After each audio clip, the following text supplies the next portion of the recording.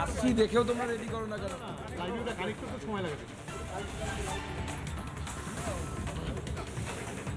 দেখতেই পাচ্ছেন রাজভবনের সামনে সুকান্ত মজুমদার, রেডি? তিনি সংবাদ মাধ্যমের মুখোমুখি। তারপর রাজ্যপাল ডিজিকে নির্দেশ দিয়েছেন, আপনি কি বললেন?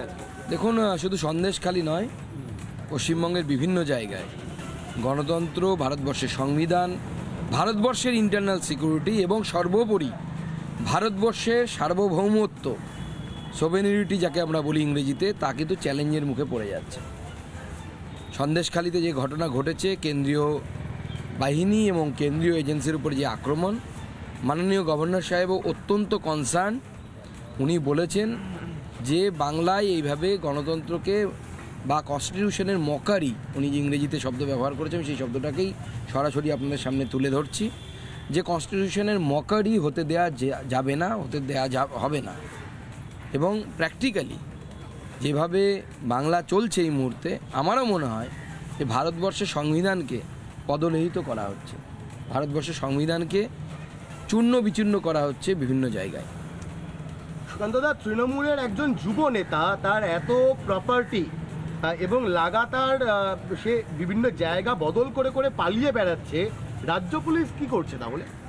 রাজ্য পুলিশ কী করবে? তাদের কাছে ইনস্ট্রাকশন নেই, তারা তো জানে কোথায় লুকিয়ে বেড়াচ্ছে। আমাদের কাছে খবর আছে কোথায় লুকিয়ে বেড়াচ্ছে, তার ইনস্ট্রাকশন আমাদের কাছে আছে, আমাদের কাছে খবর আছে, কিন্তু রাজ্য পুলিশের কাছে তো তাকে ধরার ইনস্ট্রাকশন নেই।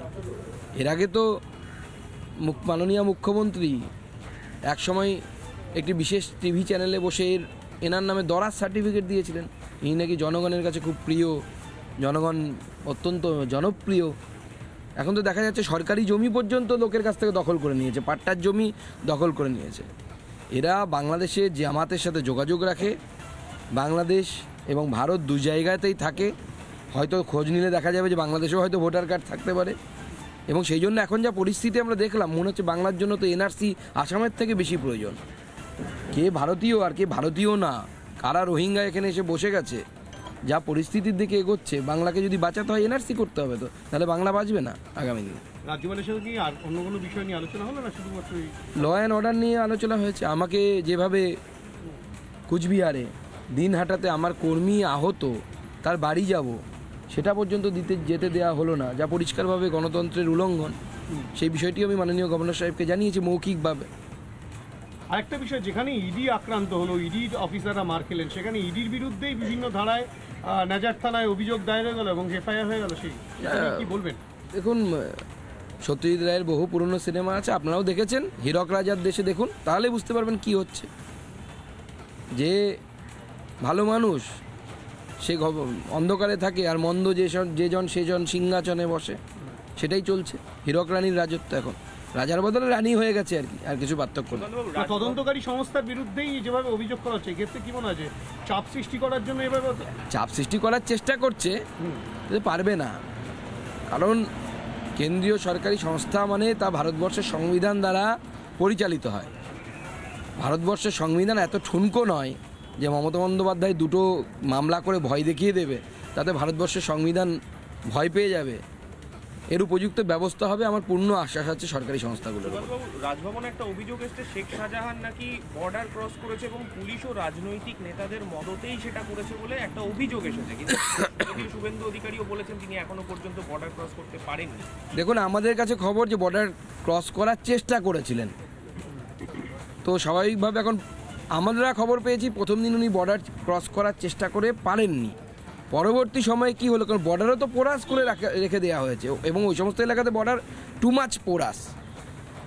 70টি জায়গায় তো ল্যান্ড চেয়ে বিএসএফ পাচ্ছে না, যেখানে চকি বানাবে, বিএসএফ চকি বানাবে। অর্থাৎ মমতা বন্দ্যোপাধ্যায় তার পলিটিক্যাল স্বার্থে ভারতবর্ষের সার্বভৌমত্ব, ভারতবর্ষের ইন্টারনাল সিকিউরিটি, ভারতবর্ষের সুরক্ষা, এই সবের সাথে কম্প্রোমাইজ করছেন। এই কম্প্রোমাইজ আমার মনে হয় আগামী দিনে বাঙালির ভবিষ্যৎকে অন্ধকারের দিকে ঠেলছে। শাহজাহানের পরিবার একটা অভিযোগ করছে যে শাহজাহান বাংলাদেশে চলে গিয়েছে এবং তাকে নাকি যেতে সাহায্য করছে কেন্দ্রীয় সরকার, বর্ডারে যারা থাকে তারাই নাকি সাহায্য করে যেতে। এই বিষয়টা দেখুন, শাহজাহানের পরিবার যদি এই কথা বলে থাকে, তারও তদন্ত হওয়া উচিত, আমাদের কোনো অসুবিধা নেই। তবে তা কেন্দ্রীয় সরকারের কোনো বাহিনী হেল্প করেছে নাকি রাজ্যের পুলিশ হেল্প করেছে, সেইটা দেখা দরকার। তবে এটা ঠিক শাহজাহানের যা গুণকীর্তন শুনতে পাচ্ছি তার পরিবারের কথা তো বিশ্বাস করার মতো এমন কিছু নেই, যুধিষ্ঠিরের বংশধর না, এটুকু বোঝা যাচ্ছে। তো স্বাভাবিকভাবে তার কথাবার্তা তদন্ত করেই বিশ্বাস করা উচিত। সুকান্ত দা, একটা অন্য প্রশ্ন, এনফোর্সমেন্ট ডিরেক্টরেট এসএসকেএম এর মেডিকেল সুপার, ভাইস প্রিন্সিপাল সহ 11 জন চিকিৎসকের তালিকা প্রশ্ন। প্রস্তুত করেছে। আমার লাস্ট প্রশ্ন, কাকুকে বাঁচাতে গিয়ে এবার কি সরকারি চিকিৎসকরা তাদের চাকরি টাটানি পড়ে যাবে তো? স্বাভাবিক না, যেভাবে কাকুকে মিথ্যে রিপোর্ট তৈরি করে বাঁচানো হয়েছে। আমি এটুকু আশ্বস্ত যে পশ্চিমবঙ্গের ডাক্তারদের মেরুদণ্ড, ডাক্তারবাবুদের মেরুদণ্ড এতটা দুর্বল হয়ে যায়নি, কিন্তু তারা যেহেতু সরকারি চাকরি করেন, তার উপরে হেলথ মিনিস্টারের যদি প্রেশার থাকে, ডাক্তারবাবু কতটা লড়াই করতে পারেন, তার তো চাকরি বাঁচাতে হবে। এবং এর আগে মুখ্যমন্ত্রী যেভাবে বাঙুর হসপিটালের গিয়ে যে কাণ্ড ঘটিয়েছিলেন মুখ্যমন্ত্রী হওয়ার পরই, তো স্বাভাবিকভাবে ডাক্তাররা ভয়ে ভীত থাকে, সন্ত্রস্ত থাকে। শুধু ডাক্তারবাবুদের নামের লিস্ট করলে হবে না। আমি তো বলবো ডাক্তারবাবুদেরকে যে যদি আপনাদেরকে এনফোর্সমেন্ট ডিরেক্টর ডাকে, ইডি ডাকে, আপনারা কার প্রেশারে করেছেন, কার কথাই বলেছেন, নামটা বলে দেবেন, তাহলে ইডি তাকে ডাকবে। ধন্যবাদ। আজকে অদিত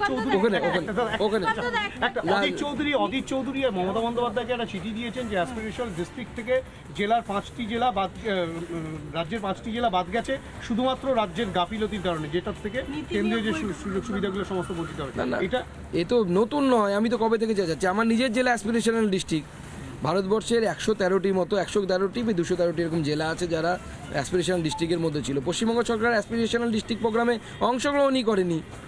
মাননীয় প্রধানমন্ত্রী যখন অ্যাসপিরেশনাল ডিস্ট্রিক্ট প্রোগ্রাম চালু করেন, তার কিছুদিনের মধ্যে পশ্চিমবঙ্গ বেরিয়ে যায়। অথচ অন্যান্য রাজ্যগুলো, যারা অনেক রাজ্য বিজেপি শাসিত নয়, তারা অ্যাসপিরেশনাল ডিস্ট্রিক্টে প্রোগ্রামে অংশগ্রহণ করে একটা সুস্থ প্রতিযোগিতার মাধ্যমে পিছিয়ে পড়া জেলাগুলোকে সামনের দিকে নিয়ে চলে এসেছে। এই মুহূর্তে অনেক জেলা এই পরিবর্তন হয়ে গেছে। পশ্চিমবঙ্গ সরকার অ্যাসপিরেশনাল ডিস্ট্রিক্ট প্রোগ্রামে অংশগ্রহণ করছে না। অদিতদার এতদিন পরে কেন ঘুম ভাঙলো আমি বুঝতে পারছি না, অনেক আগের ঘটনা এটা। ধন্যবাদ। রাজভবনে রাজ্যপালের সঙ্গে বৈঠকের পর, সাক্ষাতের পর বেরিয়ে এসে সাংবাদিকদের মুখোমুখি হয়েছিলেন রাজ্য বিজেপির সভাপতি সুকান্ত মজুমদার। কার্যত সার্বভৌমত্ব চ্যালেঞ্জের মুখে পড়ে গিয়েছে এবং এই বাংলার জন্য এনআরসি অত্যন্ত প্রয়োজনীয় বলেই মন্তব্য করতে শোনা গেল আজ রাজ্য বিজেপির সভাপতি সুকান্ত মজুমদারকে, এবং একই সঙ্গে রাজ্যপালের হস্তক্ষেপও দাবি করেছেন তারা।